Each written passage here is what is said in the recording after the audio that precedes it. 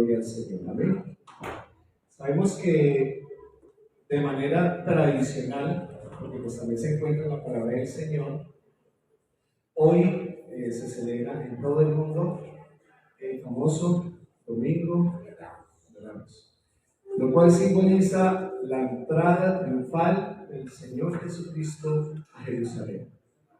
Recordemos un momentico ese momento tan especial, un momento que una vez el Señor entrando, encontrándose ya en la parte alta antes de descender a Jerusalén, Él lloró sobre Jerusalén. Y esas palabras que el Señor hoy día, en ese entonces, eligió, hoy día siguen retumbando cuando dijo: qué gran tristeza que su pueblo no conoció el día de la visitación del Señor. Su rey vino humilde, con ropas humildes, sentado, montando un asna y un pollino. Allá el Señor entró, y recordemos que mientras Él entró, las personas en multitud acudían a Él. ¿Saben? Hay razones importantes por las cuales las personas acudían al Señor cuando le recibieron. Por una parte, había personas que ya conocían la fama del Señor Jesús. Él se había hecho muy famoso en todos los alrededores, sanando a multitudes. Todos, la palabra dice que todos los que eran traídos a Él, Él los sanaba. De cualquier enfermedad, quedaban libres. Y aparte de ello, el Señor también resucitaba personas. El Señor también hacía milagros de multiplicación. Y quizás muchas personas seguían al Señor por lo que Él les daba. Pero también había otro grupo de personas que acudieron a Jesús porque tenían una esperanza. Esa esperanza es que anhelaban ser libres del dominio romano. Y en Jesús vieron la tipificación de una persona como libertador, como el libertador. Pero muchos también se llevaron la decepción al ver que no acontecía nada. Lo que ellos no habían entendido es que el Señor había llegado a libertar el corazón del hombre. El Señor había llegado a traer salvación a todo Israel. Y tristemente muchas de esas personas que habían aguardado la esperanza y que le recibieron tendiendo sus mantos, tendiendo ramas, luego se encontraban allá ante el patio de Poncio Pilato gritando: crucifícalo. Es triste, pero allí también se encuentra el cumplimiento de la palabra del Señor, ya que había sido anunciada la venida del Rey. Eso es lo que hoy se acostumbra a celebrar en el mundo. Pero hoy vamos a hablar de un tema muy necesario, muy importante recordarlo, y también un tema que espero al final de esta enseñanza cada uno de nosotros lo llevemos en nuestros corazones. Y hemos llamado a este mensaje: cuando Dios nos llama. Cuando Dios nos llama. Si nosotros miramos la palabra del Señor, vamos a saber que hay infinidad de historias que nos hablan acerca de los llamamientos que el Señor hizo a muchos hombres, cuyas historias se encuentran contenidas en este sagrado libro. Y hablando de algunos de ellos, podemos recordar el llamado que el Señor le hizo a Moisés. Esa historia se encuentra en Éxodo capítulo 3. Recordemos que el Señor llamó a Moisés después de haber pasado un tiempo muy significativo en su vida. Moisés fue llamado como líder y como libertador de la nación de Israel, esclavizada en Egipto. También recordemos el llamado que Dios hizo a Samuel. Le llamó siendo un niño, un jovencito. Y Samuel fue llamado para ser profeta de Israel. También recordemos el llamado que Dios hizo a Bezaleel. Esto se encuentra en el libro de Éxodo, donde dice que le llamó, Éxodo capítulo 31, dice que Bezaleel fue llamado como diseñador de los utensilios del tabernáculo y como maestro para enseñar. Y además de haberle llamado, también le llenó de Espíritu Santo, le llenó de espíritu de sabiduría, le llenó de inteligencia y de ciencia. Por último, también recordemos el llamado que el Señor hizo a Aarón y a sus hijos. Esto se encuentra en Éxodo 28, donde les llamó para ser sacerdotes y ministrar en el tabernáculo del Señor. Pero, ¿qué pasa? Preguntémonos esto. ¿Qué pasa cuando es el hombre el que llama? Cuando no es el llamado de Dios, sino que es el llamado del hombre. Pues lo que realmente suele pasar, como en una historia que se encuentra en Éxodo capítulo 32, la tendencia es que va a surgir el fracaso. ¿Por qué?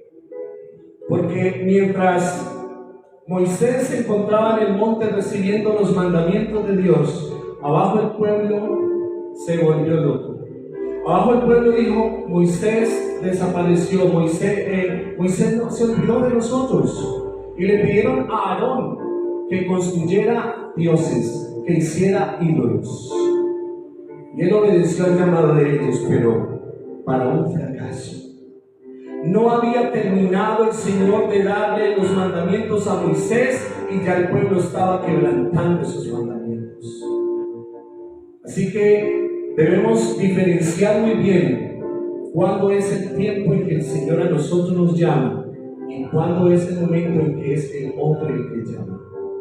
¿Por qué, mis queridos hermanos? Porque si este llamado viene de parte de Dios, ese llamado será firme. Esa puerta no se va a cerrar.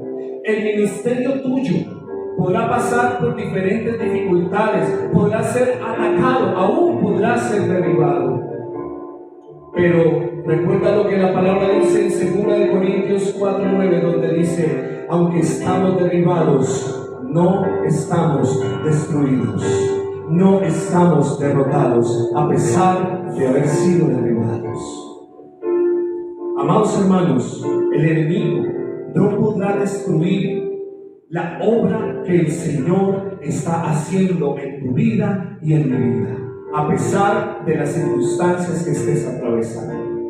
Y quiero enfocarme de una manera particular en la vida de un hombre, un patriarca de Israel, un patriarca a quien Dios le hizo muchas promesas.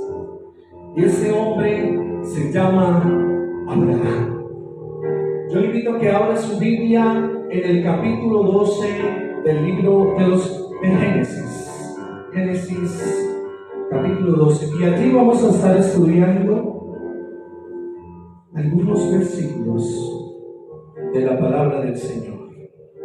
¿Cuántos bendecimos al Señor? Amén. Recordemos el título de esa enseñanza: cuando Dios nos llama. Aleluya. Génesis capítulo 12. Antes de ello, vamos a mirar un poquito el trasfondo de la vida que tenía Abraham. En ese entonces él se llamaba Abraham, antes de que el Señor le cambiara el nombre, pero le vamos a llamar Abraham en este momento. ¿En qué momento de su vida fue llamado este hombre? Él era un hombre que había recibido una educación, quizás de las mejores educaciones de esa época. Era un hombre de 65 años cuando el Señor le llamó. Era un hombre comerciante. Por ende, Era un hombre que tenía muchos bienes, que era rico en bienes, en siervos, en esclavos. Además de ello, él habitaba en Ur de los Caldeos, la cual se encontraba ubicada en la Baja Mesopotamia de aquel entonces. Según la historia, calculan que Ur fue construido alrededor del año 4000 antes de la era del Señor. Allá se encontraba Abraham, en medio de una nación muy idólatra. Una nación la cual llegaba a tal punto que dentro de esos rituales extremos que hacía, los poderosos no solo eran, al momento de su muerte y de sus honras fúnebres, no solo eran enterrados rodeados de riquezas, alhajas, joyas elaboradas, sino que también un número muy importante de personas eran asesinadas y eran enterradas a su alrededor. ¿Quiénes eran asesinados? Esclavos, animales, sirvientes, soldados de la guardia, y hasta los músicos también llevaban del puntaje. Gracias al Señor que nacimos en esta época y aquí. Pero si me hubiera tocado ser músico, no sé. Pero todas estas personas eran un ritual que se acostumbraba a hacer, porque creían que eran acompañados después de la muerte. Esa religión, esas costumbres eran muy similares al paganismo egipcio, que también hacían este tipo de rituales extremos. Y bien, en medio de esas comodidades que Abraham tenía siendo un hombre rico y poderoso, en una ciudad fortificada, en una ciudad resguardada, una civilización tan lujosa, con tantas comodidades y medios materiales, él fue llamado a abandonar todas sus comodidades como ese hombre poderoso. Fue llamado a abandonar todo eso. ¿Para qué? Para lanzarse, hablando de una forma humana, a la aventura, a dar un paso de fe, siguiendo el llamado del Señor. Siguiendo el llamado del Señor. Y antes de ello, su padre Taré, padre de Abraham, había dado el primer paso. Un tiempo antes había sacado a Abraham de Ur de los Caldeos y se había sentado en Aram. Allá se encontraba cuando de repente Dios llama a Abraham. En el versículo 1 de este capítulo 2 dice: pero Jehová había dicho a Abraham: vete de tu tierra y de tu parentela y de la casa de tu padre a la tierra que te mostraré. En esta primera forma en que Dios se dirige a Abraham fue a través de su voz. Le habló. Jehová le había dicho, y allí le mandó a hacer tres cosas en primer lugar. Una, vete de tu tierra. Segundo, vete de tu parentela. Tercero, vete de la casa de tu padre. Además de ello, Dios tuvo cuidado en darle la indicación, porque Abraham diría: bueno, me voy, pero ¿para dónde? Dios le dijo: me voy, lo voy a sacar de ese lugar, vete de ese lugar a la tierra que te mostraré. Dios tenía un lugar destinado para llevar a Abraham. Y en medio de ese proceso, en el versículo 2 de este capítulo 12, Dios comienza a dar un sinnúmero de promesas a Abraham. Una de ellas es: haré de ti una nación grande. Segunda promesa: te bendeciré. Tercera promesa: engrandeceré tu nombre. Cuarta promesa: serás de bendición. Quinta promesa: bendeciré a los que te bendijeren, en el versículo 3. Sexta promesa: maldeciré a los que te maldijeren. Séptima promesa: serán benditas en ti todas las familias de la tierra. ¿Cuántos bendecimos al Señor? Fue grande en verdad el llamado que Dios hizo a Abraham. Preguntémonos algo, hermanos. Recordemos por un momento qué estábamos haciendo cada uno de nosotros cuando el Señor nos llamó. Reflexionemos un momento. ¿En qué condición o circunstancia fuimos llamados del Señor.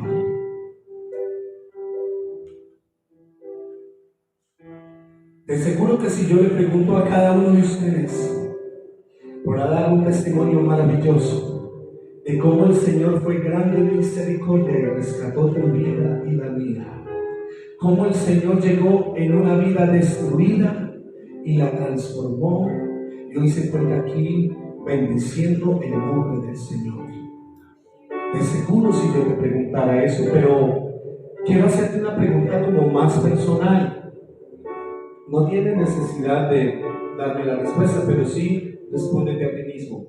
¿Cuál fue nuestra respuesta al llamado del Señor? ¿Cómo respondimos? Quizás algunos tardamos muchos años para aceptar al Señor. Y el esposo, la esposa, la mamá, el papá, dele que dele hijo, entregue su vida al Señor, busque al Señor, vaya, ay mamá, no moleste, y pasaron los años, ay, después. Demoramos muchos años. Otros quizás nos la pasamos pensando mucho tiempo, ¿será que sí? ¿Será que no? Ay, yo no me quiero volver un aleluya, pero es que ya veo que la gente es tan diferente, algo lindo, algo especial en ellos. Yo quisiera tener eso que tiene esa persona. Muchos lo pensamos. O quizás otros llegamos al Señor a través de una experiencia personal. Quiero compartirles algo que nunca les he dicho, mis queridos hermanos, acerca de mi señora madre, la hermana Fabiola Carvajal. Ella murió en el año 2016 y está en la presencia del Señor. Ella tuvo una vida muy difícil en mi familia, en mi hogar al comienzo, con mi papá, un hombre que sin ser conocedor de Dios hacía muchas cosas deshonrosas, muchas cosas malas, muchas cosas indebidas. Y cuando él recibió el llamado de Dios, él entregó su vida al Señor. Pero luego mi mamá, después de tantos años de suplicarle a Dios que cambiara a mi papá, ya era ella la que no quería. Ya era ella la que decía, ¿por qué se metió a esos evangélicos? O sea, la que antes sufría, ahorita sabe y lo molestaba. ¿Usted por qué se metió allá? Allá le lavaron la cabeza, allá lo van a volver loco. Era tremendo. Pero él empezaba a decirle, vamos a la iglesia, mire que Dios me cambió. Usted no sabe cómo el Señor a mí me cambió y cómo le está haciendo cosas grandes en mí. Y ella fue renuente por 6 meses. Al cabo de esos 6 meses, una noche mientras ella dormía, tuvo un sueño. Y en ese sueño, ella dice que se encontraba una tarde cualquiera en la casa, cuando de pronto escuchó en los aires el sonido de muchas trompetas, un ruido estruendoso, algo que llenaba todo el cielo. Y ella dice que cuando salió a ver qué era lo que pasaba, ella dice que encontró a la gente desesperada que corría de un lado al otro gritando, mis hijos, mi esposo, mi mamá, mi papá, ¿dónde están? Estaba aquí conmigo y desapareció. ¿Dónde está? Mujeres que se ponían las manos en el vientre y decían, mi bebé desapareció. Fue algo muy fuerte. Y como nosotros estábamos pequeños en ese entonces, estamos hablando del año 89, yo tenía 8 años. Ella dice que se acordó de nosotros, sus 5 hijos, en el sueño y no nos encontró. Tampoco encontró a mi papá.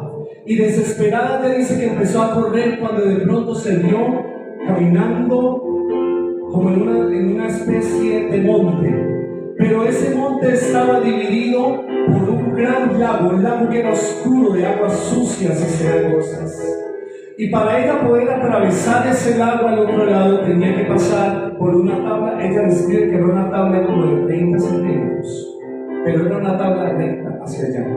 Y ella dice que como pudo, empezó a abrazar esa tabla, a arrastrarse, y con muchas dificultades, casi llegando, ella cayó a ese lugar.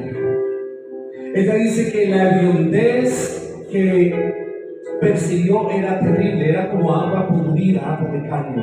Pero ella dice que de repente una señora que ella luego conoció en la iglesia, esa señora le pasó a ella un lazo, ella tomó ese lazo y como pudo salir de ese lugar. Cuando atravesó, dice que ella llegó a un valle muy hermoso. Al otro lado era solo tierra desértica, pero a este lado era un prado hermoso, verde. Ella dice que había flores a todo lado y que al fondo ella veía una ciudad muy grande, unas murallas muy grandes, y fuera de esa ciudad ella vio muchas personas con vestiduras blancas. Miren cómo fue esa historia de tremenda, cómo el Señor la llamó. Y ella en el sueño se acordó que estaba casada y se fue a buscar a mi papá, al hermano Hernán. Y ella dice que miraba y miraba, pero todas las personas que ella veía, todas estaban en vestiduras blancas y que todo era cubierto de blanco, que lo único que podía ver era el rostro, pero el rostro era blanco también, muy parecido al color de las vestiduras. Y ella entre todas esas cosas logró ver a mi papá en un lugar sentado en una piedra, un poco pensativo. Cuando ella se acercó a él, le tocó el hombro y le dijo: Hernán, mi hijo, soy yo, ¿dónde están estos hijos? Cuando él levantó la mirada, dice que él no la reconoció, que ella le decía: Hernán, soy Fabiola, soy su esposa, ¿dónde están nuestros hijos? Pero él no la pudo reconocer. Entonces ella de repente vio que las personas comenzaron a entrar y a hacer una fila para entrar por la puerta de esa gran muralla. Y ella entró a esa fila. Cuando ella se estaba acercando, ella dice que allá adelante había un anciano de vestiduras blancas con una larga barba y un libro muy grande. Un libro que sostenía con sus dos manos. Y en cierto momento él pronunció su nombre, diciendo: Fabiola Carvajal. Tan pronto él dijo eso, ella, me emociona esto, hermano, ella despertó de su sueño. Y a partir de ese día, entregó su vida al Señor. A partir de ese momento, comenzó su vida de cristiana. Este ejemplo lo he puesto, hermanos, porque no sé en qué circunstancia el Señor te ha llamado a ti y a mí. Pero de lo que sí estoy seguro es que si el Señor te ha llamado, no te rehuses en obedecer a su llamado. ¿Cuántos bendecimos al Señor? Abraham tuvo una respuesta inmediata en el versículo 4 de este capítulo 12. Dice que Abraham obedeció el llamado del Señor a sus 65 años. ¿Tú puedes creer? Alguien que esté viendo esta transmisión puede creer que ya es muy tarde para que el Señor le haga un llamado especial a servirle. Que ya la edad se le vino encima, como dice la canción de Piero, sin carnaval ni comparsas, que ya estoy muy viejito. Pues hermanos, déjenme decirle que Moisés fue llamado a los 80 años a servir al Señor, que Abraham un poco más, que Aarón un poco más de 84 años fue llamado a servir al Señor, que Josué teniendo 80 años fue llamado a entrar el pueblo a Canaán. Aún Abraham, un hombre ya de 65 años, con una vida tranquila y asegurada, con riquezas, con todo lo que podía desear una persona poderosa, recibió el llamado del Señor. Queridos hermanos, y en medio de eso yo quiero decirle algo: que su edad no sea pretexto para servirle al Señor. ¿Vamos a sacar pretextos? No es que a mí ya me dejó el tren, es que yo ya no. No, hermano. Es importante obedecer el llamado del Señor. Y en medio de todas estas cosas, Dios hizo una octava promesa a Abraham. Versículo 7 del capítulo 12, donde dice: a tu descendencia daré esta tierra. A tu descendencia daré esta tierra. De esa forma, Abraham llegó al lugar que Dios le había prometido, a la tierra de Canaán, y allí, como respuesta, Abraham sintió el deseo de edificar un altar, luego de haber tenido esa experiencia con el Señor. Hablemos un poco acerca de la definición de lo que es el altar, construir un altar. Dios nos llama a edificar un altar para Él en nuestras vidas. Esto es un llamado a reconocer nuestra vulnerabilidad, a reconocer nuestra necesidad. Dios nos llama a que invoquemos su nombre en nuestra vida diaria, en nuestro lugar de permanencia, sea en la casa, sea en el trabajo, sea en el lugar de estudio. Esto es un llamado a reconocer que somos necesitados del Señor. Y Abraham necesitaba construir un altar para el Señor luego de esa experiencia. Querido hermano, cuando tú caminas en el propósito del Señor, vas a sentir su voz. Así como el Señor le habló a Abraham, Él también va a hablar a tu vida y a mi vida a través de su palabra.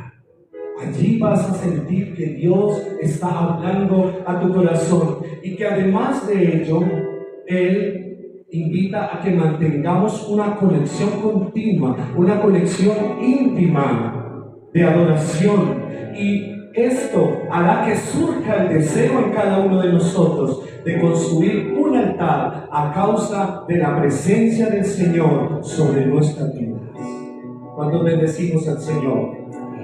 La segunda respuesta de Abraham es que él no solo construyó un altar, sino que invocó el nombre del Señor. Él invocó el nombre del Señor. Luego tuvo una segunda experiencia con Dios. Y Dios se le apareció. Ahí mismo en el capítulo 12, versículo 7. Dios se le apareció a Abraham.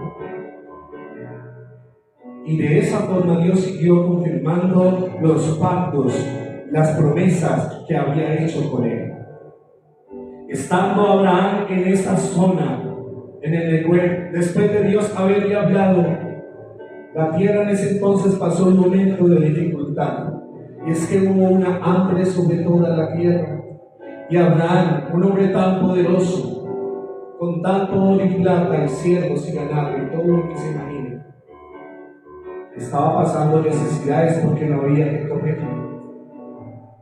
En ese entonces el alimento básico de todas las naciones era el trigo. El trigo era el alimento básico. El trigo también, una vez era cosechado, su bagaje se usaba para alimentar a las bestias. O sea que había un doble beneficio. Con el trigo se hacían muchas cosas, entre eso el pan, que era de los alimentos principales. Y Egipto era una nación bendecida en ese entonces con un gran río, el río Nilo. Ese río atravesaba el país, y además de ello, los egipcios habían desarrollado técnicas agrícolas. Al lado y lado del río sembraban grandes cultivos de trigo. ¿Cuál era la forma para poder hacer que ese trigo germinara? Hacían zanjas o socavones desde sus cultivos hasta el río Nilo, y así empezaban a conducir el agua para que sus cultivos fueran inundados y pudiera haber alimento y pudieran ser sostenidos. Pues bien, Abraham acudió a Egipto en busca de ese refugio, de calmar su hambre en ese momento. Y estando él en ese lugar, cometió un gran error. El error que Abraham cometió fue haberse salido del lugar al cual el Señor le había mandado a establecerse. El Señor lo había mandado a Canaán, lo había mandado a permanecer en el lugar que Él daría a su descendencia por sus generaciones. Y en Egipto Él empezó a hacer muchas cosas. Siguió con sus negocios, siguió con sus ocupaciones, pero de todas esas cosas no hizo lo más importante, que fue edificar un altar para invocar el nombre del Señor. Y a causa de esa acción, también muchos cristianos hoy día nos hemos salido del propósito del Señor. Muchos hemos descendido a Egipto, el cual es una tipificación del mundo y del pecado. Y allí nos hemos enredado en los asuntos de la vida, en los negocios de esta tierra. Nos hemos metido a causa de nuestras obras en grandes problemas y hemos olvidado clamar al Señor y pedirle que nos muestre su voluntad. Quiero preguntarte una cosa, hermano. ¿Qué experiencia has tenido tú cuando te has salido del propósito del Señor? ¿Qué resultados has tenido cuando en un punto de tu vida has vuelto atrás? Has vuelto a las viejas costumbres, a las obras de la carne. Cuando hemos hecho cosas que deshonran el nombre del Señor. Cuando hemos descendido a Egipto y nos hemos enredado más en las cosas de este mundo que en buscar al Señor. ¿Qué experiencias hemos tenido? De seguro no han sido gratas. De seguro que no. Pero quiero decirle algo, amado hermano, que cuando nosotros estamos en el propósito del Señor, aunque estemos en ese lugar como Egipto, el Señor sin duda vendrá y hará lo que tenga que hacer para movernos y volvernos a encaminar de nuevo a la senda de su voluntad. Él hará lo que tenga que hacer, irá hasta donde tú estés y de allá te tomará, porque su misericordia es tan grande y sus propósitos cada día con nosotros son tan verdaderos, que Él hará lo que tenga que hacer para traerte de nuevo a casa. Tú que me escuchas a través de esta transmisión, Él hará lo que tenga que hacer para volverte a traer a casa. Repita conmigo, iglesia: Señor, haz lo que tengas que hacer en mi vida, en mi familia y en mi ministerio, para que pueda vivir haciendo tu voluntad. Amén. Amén. ¿Cuántos damos aplausos al Señor en esta mañana? Él hará lo que tenga que hacer para cumplir su voluntad en nosotros. Para empezar a concluir esta reflexión, hermanos, quiero decirle también que Dios no es como el hombre. Pues el hombre es de los que promete y no cumple. Es nuestra costumbre prometer lo que no cumplimos. La mayoría de las promesas que nosotros los hombres hacemos al prójimo son promesas condicionadas. Y si el prójimo nos llega a fallar, entonces le quitamos esas promesas o privilegios. Porque es que me la hizo. No se lo merece. Mis amados hermanos, Abraham se metió en problemas. ¿Y sabe cuál fue uno de los problemas que tuvo? Dijo una mentira. Sarai, siendo su esposa, dijo: no, es mi hermana. Aunque era una medio verdad, era una medio verdad porque era hija de su padre, pero no de su madre. Pero dijo: es mi hermana. No se atrevió a hablarle al rey de Egipto, al faraón. Y el faraón indudablemente se enteró de esa mujer tan hermosa y la quiso hacer su esposa. Y Dios trajo grandes cosas sobre esa familia, sobre esas personas. ¿Saben? La mentira es un problema muy grande en cada uno de nosotros y cuesta hablar de algo que nosotros practicamos. Cuesta. Pero tristemente en la casa del Señor se mueve mucho la mentira. Los hijos mienten a los padres a los hijos, aún muchos hermanos le mienten al propio pastor. Y es triste. Es triste porque eso trae consecuencias. Pero cuando nosotros empezamos a ser conscientes de la gravedad de esas situaciones y nos arrepentimos y empezamos a decirle: Señor, ayúdame a cambiar esta actitud en mi vida, esto que no te agrada, estoy seguro que el Señor empezará a orar y a darte oportunidades para que tú decidas decir la verdad, para que tú comiences a hacer las cosas en justicia. Amados hermanos, algo que me llama la atención es que el Señor, a pesar de la mentira y el engaño que había dicho Abraham, por el temor a ser descubierto, porque pensó que de pronto le iban a hacer algo, que quizás lo iban a matar o algo, Dios intervino en el curso de ese momento en ese momento en que se había involucrado su escogido, su llamado, y Dios movió esa situación, haciendo que Abraham saliera de ese lugar. En el versículo 10 del capítulo 12 nos habla acerca de este proceso y dice que una vez Dios hizo ese llamado, del capítulo 12, versículo 10 al 20 se cuenta esa historia. Él volvió, él salió de ese lugar. Amado hermano, vuelvo a decirte algo: cuando Dios nos manda a hacer algo, debemos obedecer. Obedezcamos a la voz del Señor. Si nosotros nos quedamos por algún motivo en momentos difíciles o pasamos circunstancias difíciles también, estoy muy seguro que el Señor va a bendecir y va a proveer a pesar de las circunstancias. Podemos permanecer en la tierra a la cual Él nos ha llamado. Podemos permanecer aquí en Nazaret. Y aún estando aquí podremos pasar muchos problemas y aflicciones, pero de algo he aprendido con los años: es que el Señor es grande en misericordia y que Él no va a desamparar la obra de sus manos. Él no se ha olvidado de lo que ha prometido para ti y para mí. Y Él, aún estando en su voluntad, y aunque pasemos dificultades, Él proveerá, Él bendecirá, porque así es el Señor. Amado hermano y hermana, si nosotros nos movemos en la voluntad del Señor, vamos a ser bendecidos grandemente.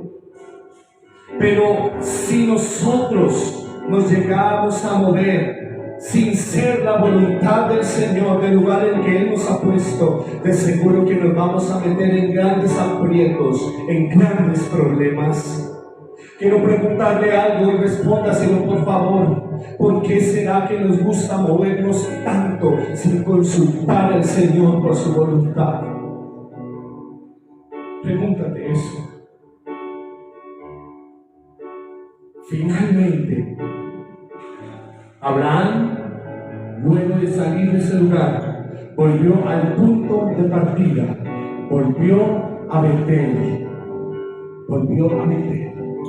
Betel es una palabra hebrea que significa casa de Dios. Abraham volvió a la casa de Dios.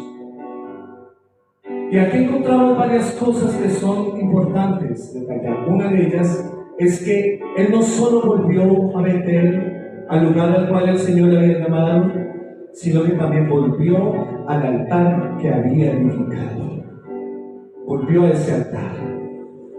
Y no solo volvió a ese altar, sino que volvió a invocar el nombre del Señor. Hizo lo que no hizo mientras estuvo en Egipto. Vino acá y lo hizo. Además de ello, quiero decir, hermano, que Él tomó la mejor decisión. Y esa mejor decisión, amado hermano, es que nosotros volvamos al Señor. La mejor decisión es volver al propósito del Señor. La mejor decisión es reactivar nuestra comunión con el Señor. Esa es la mejor decisión. Y así, cuando Abraham volvió al altar de Dios, volvió a su comunión con el Señor y volvió a invocar su nombre, Dios de nuevo se manifestó en su vida. Y por tercera vez Dios habla a Abraham, y allí le hace la novena promesa, donde le pide que vea esa promesa, que levante sus ojos, mira al norte, al sur, al este, al oeste, y toda la tierra que usted alcanza a ver, esa tierra será para ti y para tu descendencia. Porque Él volvió al propósito del Señor.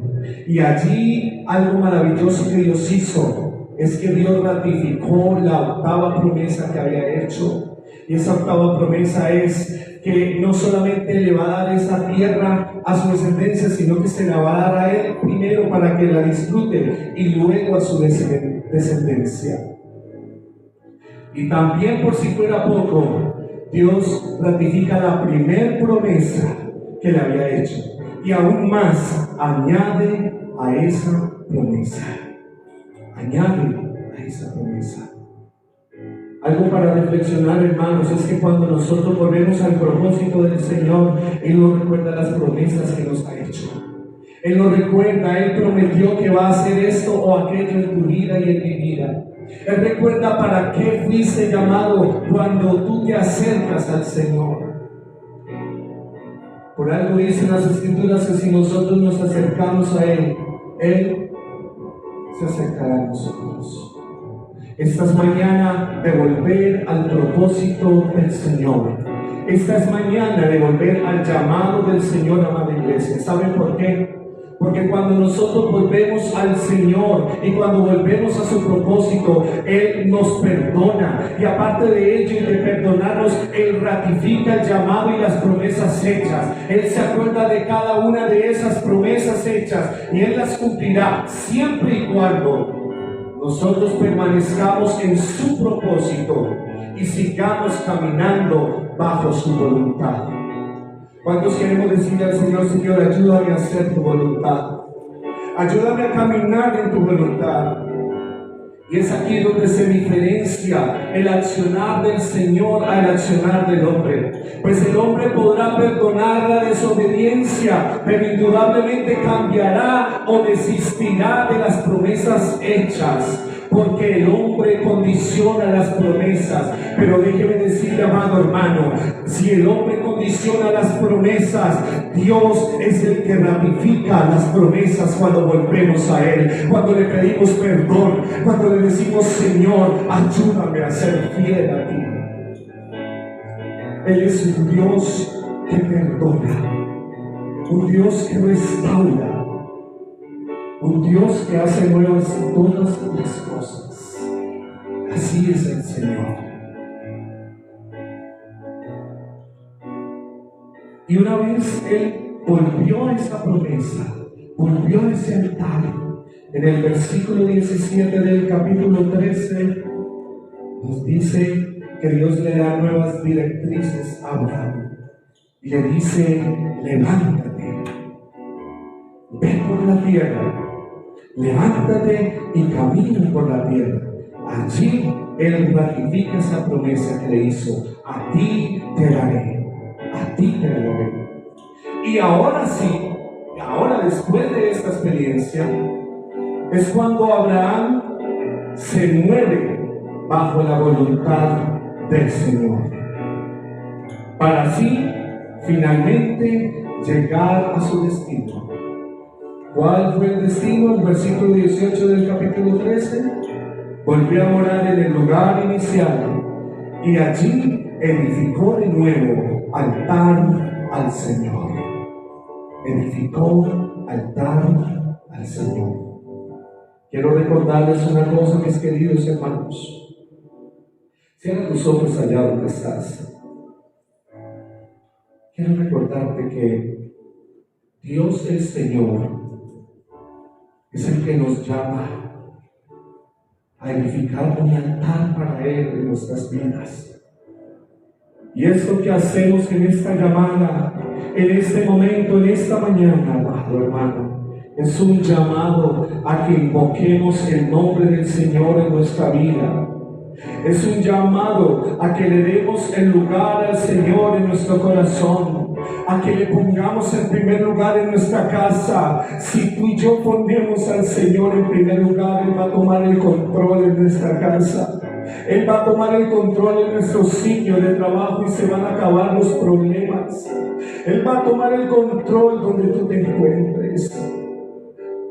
Piensa en eso con tus ojos cerrados, hermano. Esto es un llamado a reconocer nuestra vulnerabilidad y nuestra necesidad de ser bendecidos por el Señor.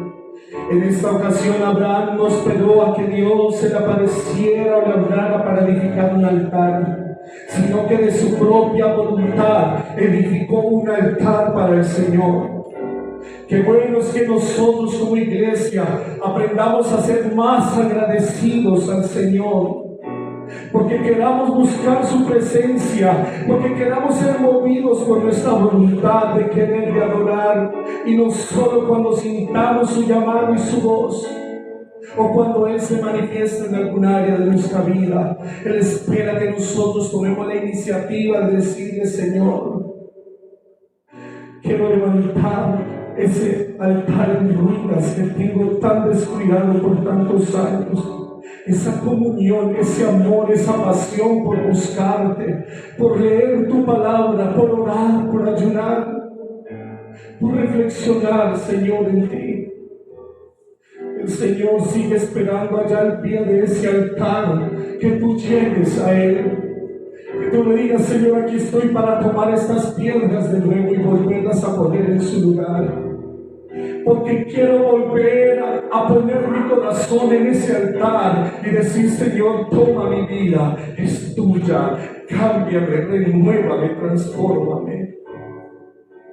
Queridos hermanos, el Señor nos invita a volvernos de esta vida de fracasos, a retomar de nuevo los planes del Señor para nuestra vida. Hoy Jesús nos invita a volver a sus sendas de justicia y de verdad, a buscarlo y a reconciliar nuestra comunión con Él. Nos llama a invocar su nombre de nuevo. Dios nos llama a reconstruir el altar personal de adoración con Él.